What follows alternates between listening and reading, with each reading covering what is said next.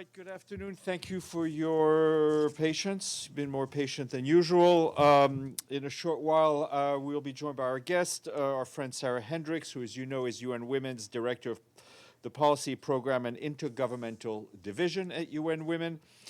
She will be here to brief you on the global launch of the Secretary General's report entitled Ensuring and Strengthening Access to Justice for All Women and Girls, and that comes, of course, ahead of International Women's Day and the 70th session of the Commission on the Status of Women.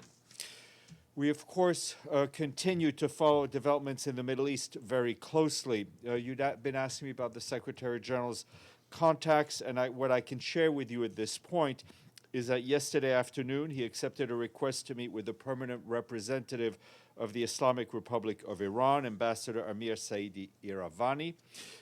During the meeting, the Secretary General reiterated his position as stated during Saturday's Security Council session.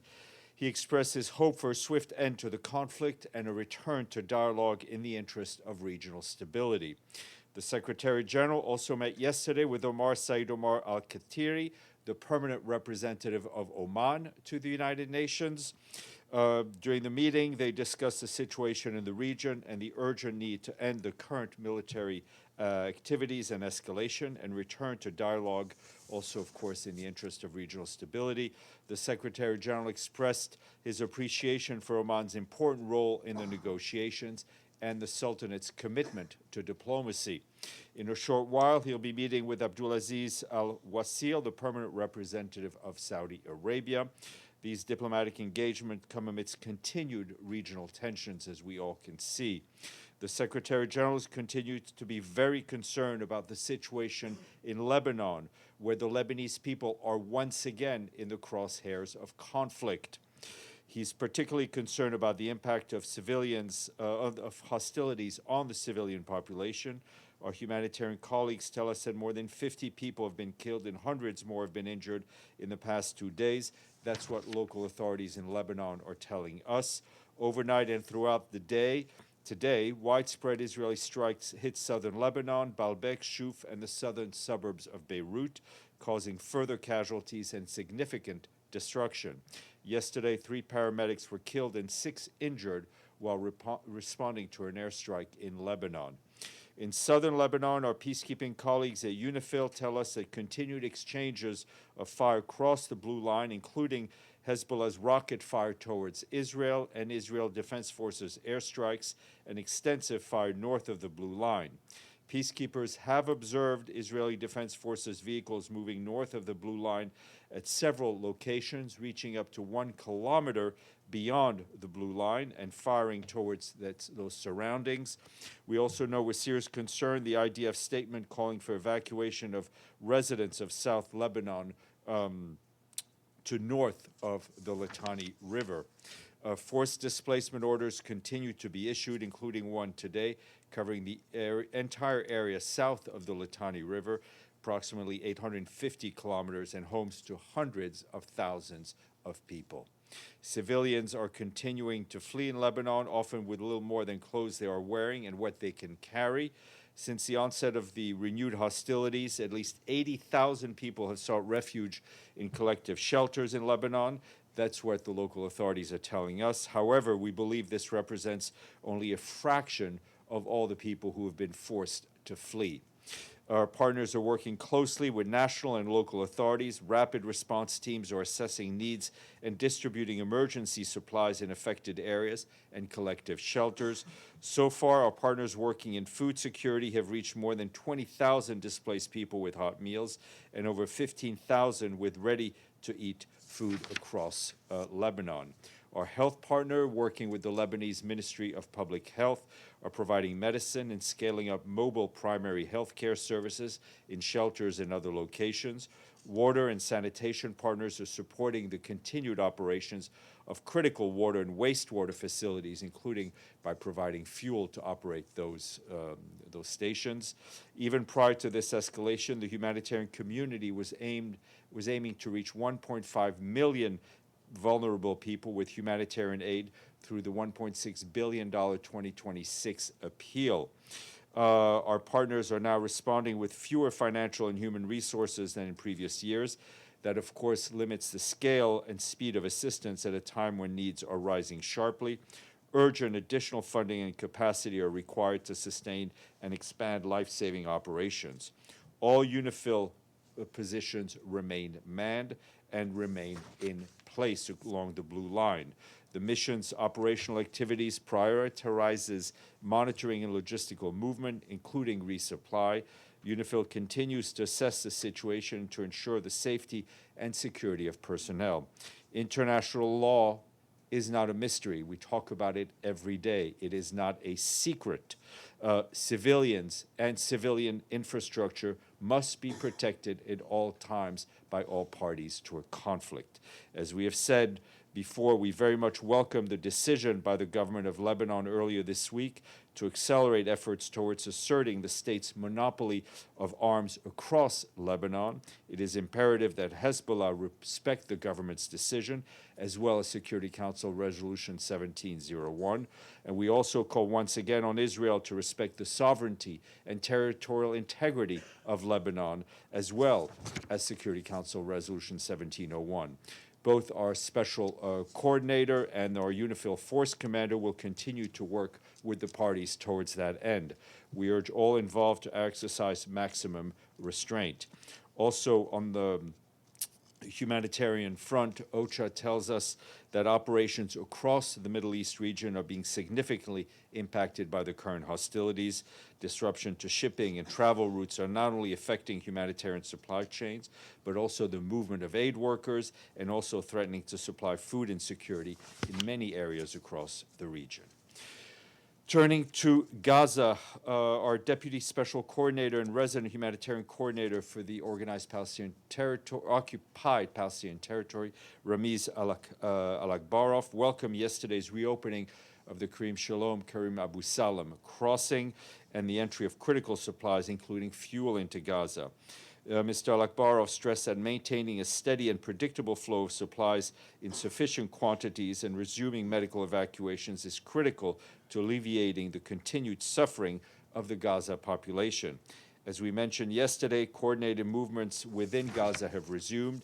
Yesterday, trucks carrying wheat, carrying wheat flour, carrying canned foods and ready-to-eat food rations, as well as other items supplied by our partners, all registered under Security Council's Resolution 2720 mechanisms, were offloaded at Karim Shalom. In a tweet this morning, Jorge Moreira da Silva, the head of UNOPS, said his colleagues delivered 400,000 liters of fuel yesterday to key distribution points in Gaza. He said this is an encouraging development following the temporary closure of the Gaza crossings. But Mr. Moreira da Silva added that, as we have been saying here every day, much more is needed.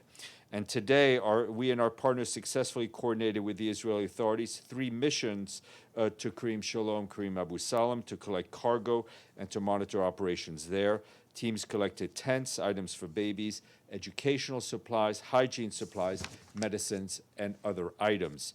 Meanwhile, our partners leading on displacement site management said yesterday more than 900 out of 1,500 sites across Gaza are at risk of flooding if the rainy season continues. These sites host hundreds of thousands of people whose homes have been damaged or destroyed.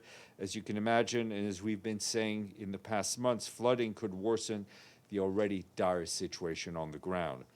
As you will recall, we and our partners have been supporting people choosing to temporarily relocate from particularly from high-risk flood-prone areas. 8 temporary sites have been identified by municipalities, are now operating across Gaza to support voluntary relocation from flood-prone areas.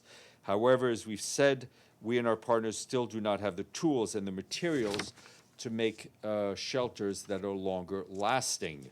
The entry of these supplies continues to be heavily restricted, and they're difficult to find on the local markets. These include toolkits, timber, and cement to repair homes, heavy machinery to clear rubble, and to make more space for dignified housing. Our humanitarian colleagues once again underscore that more crossings must be open, and a sustained flow of supplies, including fuel, must enter Gaza in a safe, predictable manner so aid agencies can continue to scale up humanitarian operations. Turning to the clashes on the Afghan-Pakistan border, our humanitarian colleagues tell us that hostilities along that border have now continued for a 7th straight day. OCHA says that access to areas impacted by the clashes remain limited, so casualties reports cannot yet be independently verified. Schools and markets in several districts remain closed amid continued instability, while mortar fire has forced families to flee villages in northwest Pakistan. Our colleagues noted that aid workers continue to help people who need humanitarian aid in the south of the province of Khyber Pakhtunkhwa, in Pakistan, but some of their work in border areas have been temporarily suspended. In Afghanistan, cross-border shelling and airstrikes have reportedly caused civilian casualties and damaged homes. In Nangarhar province, it is reported that shelling near Torkham border crossing injured 5 civilians, including children, while another mortar strike in Nazian district injured 2 people and damaged homes. And here, too, international law is no secret, and it is clear.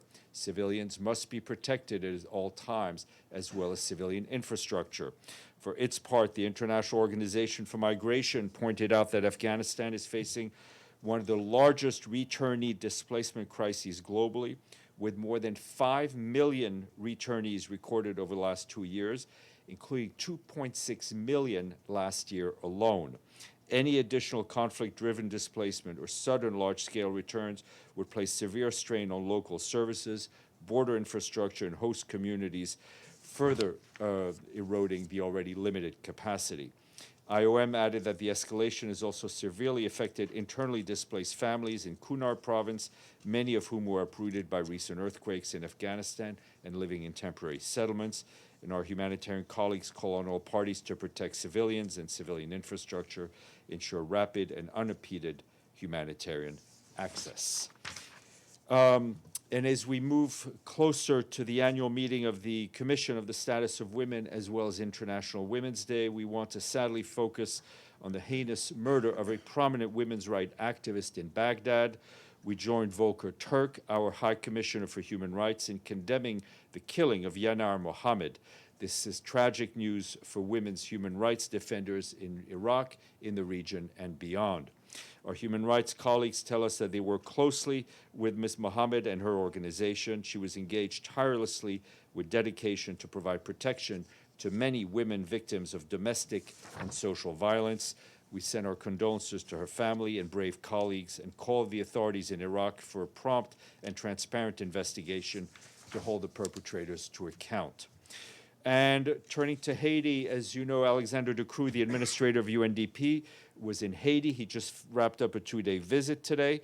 While there, he reaffirmed the UNDP's commitment to supporting the country's development priorities amid ongoing challenges. During his meeting with the Prime Minister, Alix Didier Fils-Aimé, the administrator highlighted what he described as renewed commitment in the partnership between UNDP and Haiti. Mr. De Croo also discussed his organization's efforts to give to the government's will to give to the government's plans to organize election later this year. He also emphasized the close link between security and development, which have to be tackled simultaneously. He also met with the ministers of justice, defense, and the head of the national police. In his meetings with industry leaders, Mr. De Croo discussed ways to to create an enabling private sector environment. He encouraged young community leaders to take up their role in building an inclusive Haiti and assured them of the UN's steadfast support in Haiti's young people, who make up more than 50% of the population. Mr. De Croo reiterated that all support by the UN Development Program must be Haitian-led and that the vision for stabilizing the country must be Haitian-owned. As we speak, he's on his way to Jamaica, where he'll meet with communities still struggling from the recovery from Hurricane Melissa. Today marks 62 years since what? Georgia, I'm looking at you. 62 years since Security Council established the UN Peacekeeping Force in Cyprus. As we mark this anniversary, Kassim Dian, the special representative of the Secretary General in Cyprus and head of the UN mission there, noted that peacekeeping has helped Cyprus avoid a return to violence for more than 6 decades, adding that the hope that one day it will no longer be needed is precisely while it must remain until peace is achieved. Mr. Dian pointed out that peacekeeping rarely makes headlines when it is successful, and its achievements are often in the crises that never unfold. He underscored that the mission supports intercommunal initiatives, engages communities, and encourages cooperation on practical issues, efforts that may appear modest but are essential to building trust. Building trust.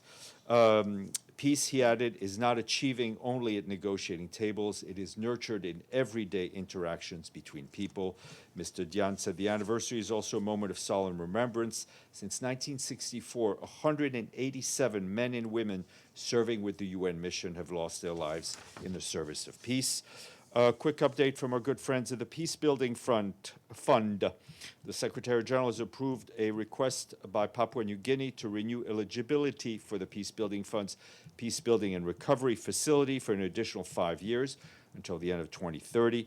Based on a multi-stakeholder consultations with the government, civil society partners, the donor community, and the wider UN system, the renewed support aims to advance joint efforts by the government and the UN in the context of the Bougainville post-referendum peace process and the delivery of peace dividends. And it will also strengthen work on conflict prevention, reconciliation, climate resilience, and peace in the highlands, as well as grassroots reconciliation, inclusive governance, and local peace economies. In addition, the Peacebuilding Fund will help reinforce national prevention capacities, human rights efforts, women and youth peace security agendas. We have some money today. We have 76 members states paid up in full. This one's a little easy for you. I hope it is. Almost 3/4 of the world's alpacas can be found in this country. Yes. Okay. What? Your 4th winning this year. Let's see if you can go for a bonus. What river begins its journey high up in the mountains of Peru? It's Lake Titicaca. No, what river starts? Come on. Amazon, the Amazon. So we thank our friends in Lima for their payment to the regular budget. Now that we have money, I can answer questions. Ephraim, do you have a question or do you yield? I yield. Okay, Edie. Thank you, Steph. The Secretary General has called, as you have said today, for a return to dialogue. Are there any efforts underway that the Secretary General knows of or is involved in trying to return to dialogue to end this war? This is indeed something he is pushing with all the parties he's speaking with, but I have nothing to share with you that would give some optimism to that at this point. And a second question on UNIFIL.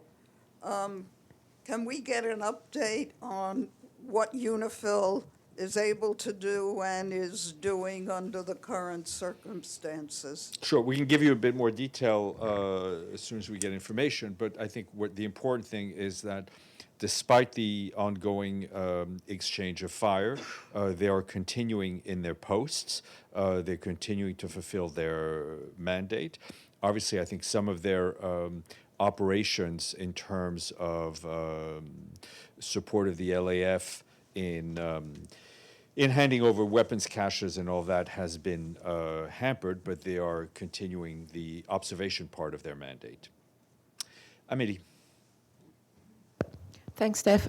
On Gaza, sorry if I missed it, but you mentioned the reopening of Kerem Shalom, but what about Rafah? There were sources this morning saying that UN convoy have been able to go through and that the Rafah crossing is reopened. I don't have anything on Rafah, but we will check. Benny, Avni. Thank you. Does your representative in Yemen have any information about what the Houthis are planning to do in this war at all? No. I mean, if you think that the Houthi de facto authorities brief us ahead of whatever they may want to do, then They don't? you'd be wrong, Benny. No, You we mean do they not. don't? We very much hope that we don't see the reopening of activities, especially in the Red Sea. But I have no information to share with you on that. And connected with that, since you mentioned the activity in the Red Sea, is there any reaction to the fact that the Iranians at least say that they closed the Straits of Hormuz and that traffic is reduced there? Well, I mean, for us, it's very clear that the Strait of Hormuz is an international navigation waterway. Any closure of that is a very serious concern, which will have an impact on the globally, including and especially on the economy. It's important for states to exercise restraint and fully respect the international law, including freedom of navigation. And that's what I can tell you. And one more, I'm sorry to take everybody else's time. On Lebanon, do you think that this is a start? I mean, you see from the Lebanese government, and especially from even Amal, is denouncing Hezbollah for starting to, for joining in the war. Does UNIFIL have any, or does the UN have any understanding of what actually happened there while Hezbollah decided to join the war? Listen, we don't have any particular contact or insights on the military actions of parties such as Hezbollah. We do note the very strong statement from the Lebanese government earlier this week about reasserting its authority and the monopoly of arms over all of Lebanon, including the area south of the Litani. I think it is very important that the international community support the Lebanese government and let it expand its authority without external interference. Islam. Thank you, Stéphane. NATO downs Iran missile heading to Turkish airspace. In the meantime, Secretary of War stated today that confirmed actually a U.S. submarine sunk Iranian ship, first time after the World War II. As well as Hex has stated that they are going to attack Iran deeper and wider. In the light of Secretary General's constant call about not widening the war, how you comment on these new developments? Well, I mean, listen, we're like you. We're seeing this increase in military rhetoric. We're seeing the increase of military activity. We're seeing the expansion of this conflict to other areas. You mentioned the Turkish airspace. I think that was the first time that's happened since this conflict started. In this conflict, like many others, like every other conflict, let's be clear, the Secretary General is not the one with his finger on the trigger, right? He will continue to push for diplomacy, a return to negotiation, a respect for international law, and trying to convince enough countries to move in that direction. And do you have any comment?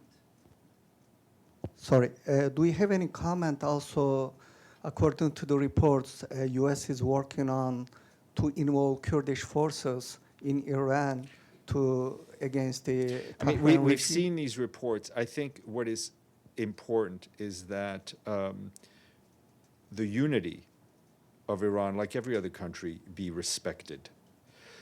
Noreen. Thanks, Stéphane.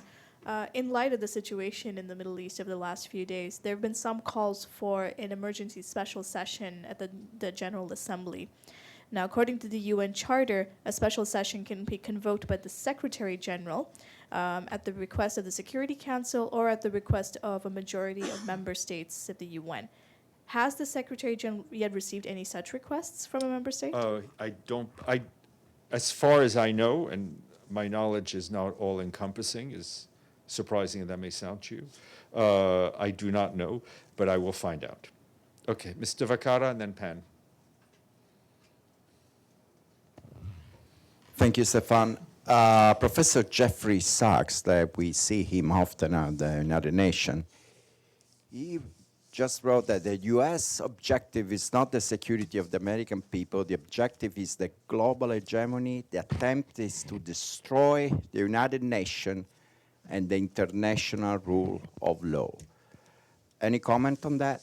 No, I'm not a commentator of commentators. But no, but I mean, Jeffrey Sachs. you've heard me. Sorry, I didn't mean to interrupt you, Stefano. What I want to say is that Jeffrey Sachs is an academic that we see often here, and he also meets often with the Secretary General. He is speaking in his own personal capacity. Okay, but then he also has this UN Security Council emergency meeting, referring to the one on Saturday, will likely be remembered as the day the United Nations ceased to function from its headquarters on American soil, an international organization dedicated to the peaceful settlement of disputes cannot credibly operate from a country that wages illegal wars. We continue to operate. Mr. Pani. No, I'm sorry, I have another thing. Please. 2 days ago, I asked a question that was about the meeting of the Security Council on children and conflict.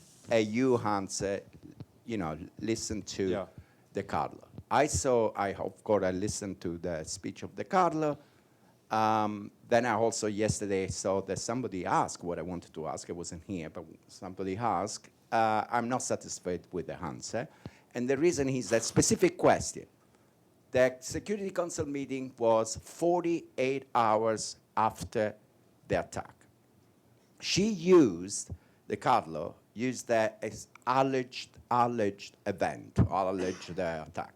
Now, we know that UN cannot know who did it, maybe. Cannot know if it were the Americans, the Israelis, given the that Iranians. the question was asked yesterday, what is your question? At that time, the world knew what happened, that more than 150 children died. Why De Carlo spoke at that moment in that way, and why she didn't address directly the fact that actually was a fact that 150 children had died. I think, Mr. Carlo, we stand by what Mr. Carlo said in the way she said it, and I would also refer to the answers I gave yesterday, which I know don't satisfy you, and I apologize for that, but I can only go so far in satisfying everybody. Pan. Thank you, Steph.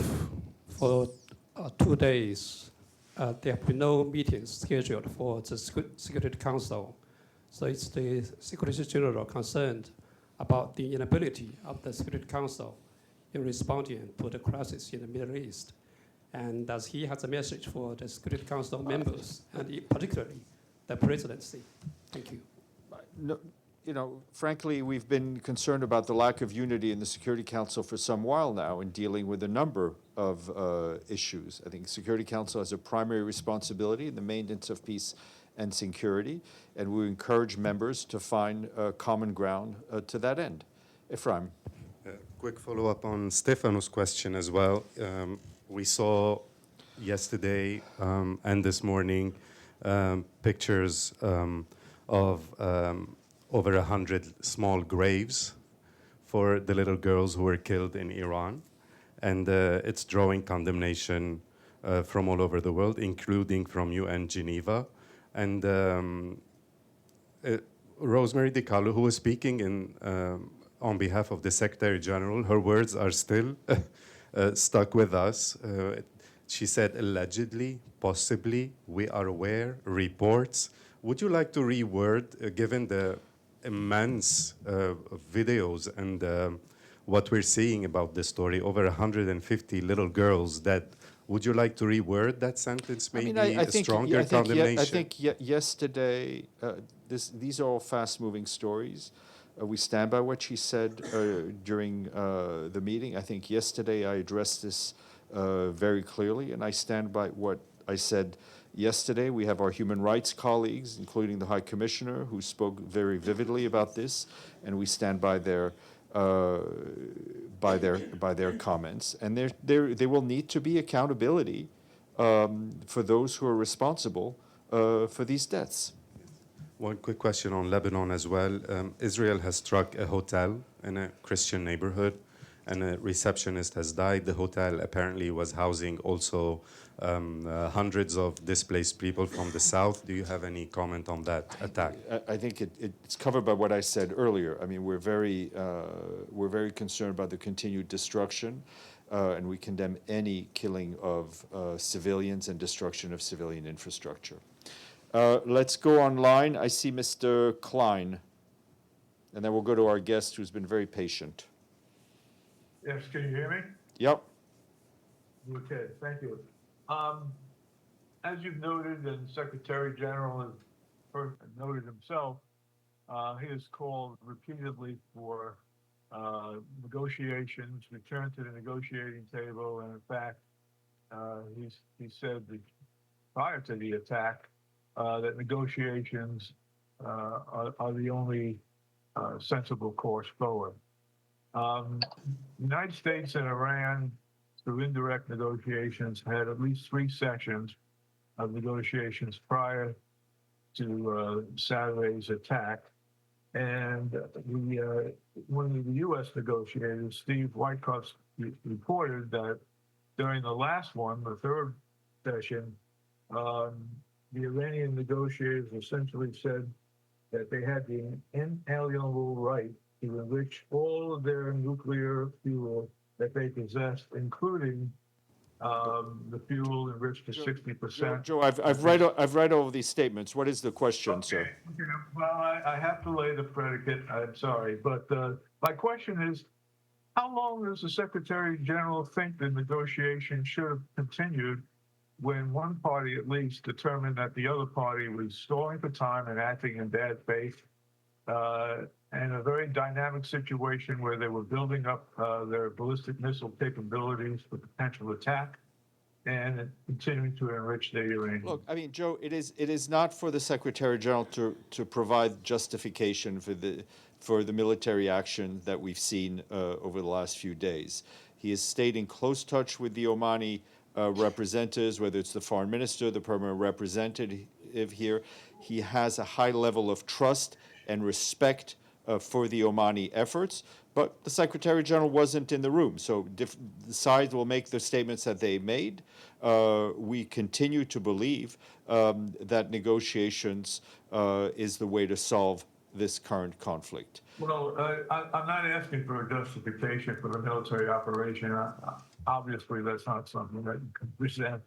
I'm only asking, how open-ended should negotiations be in a context like this? How open-ended? Forever? Joe, diplomacy takes time. Diplomacy takes courage, and it takes time.